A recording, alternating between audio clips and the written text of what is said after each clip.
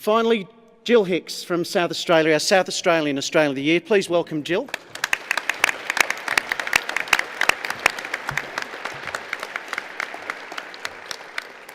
Like all our finalists, Gill's got an amazing, a remarkable story. Gill was caught up in the 2005 London bombings. She was the last person pulled out alive from that awful scene. And Gill, I guess if we reflect on the events of the last 48, 72 hours here in Australia and obviously overseas more recently, your message for peace is as important now as it's ever been. Absolutely. For me, there was an absolute vow and recognition that if I was to survive, then I must devote my life to making a difference. And I didn't know what that difference would be. So I created an organisation just called MAD.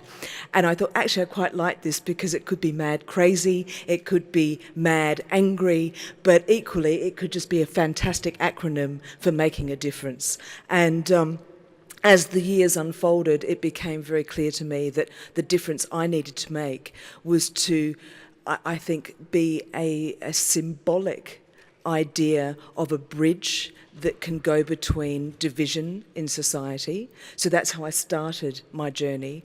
And then more recently, it's been really looking at extremism within our societies and how to create very particular communication to counter the very destructive narratives that are coming through and that are susceptible to so many of our young people. You've been pushing out a message about peace.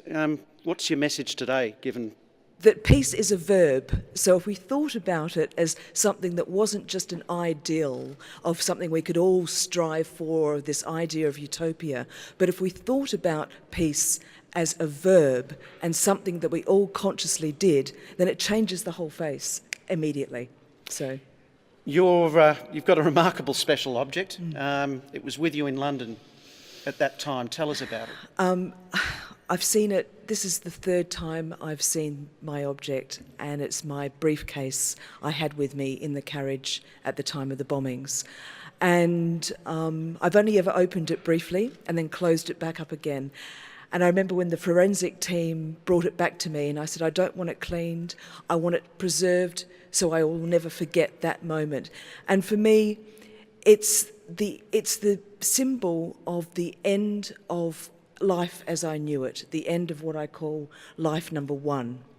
And there are some particular objects in there that I'm not proud of, one of which is a cigar case that clearly says smoking kills, and I am no longer a smoker, but it's a great reminder of I was devoted very much to my career rather than looking at really how I could make a difference as a person. So that's the demarcation line for me of life number one compared to life number two. Thank you for providing it. And would you thank Gill Hicks? Yeah, thank you. Thanks, Gill.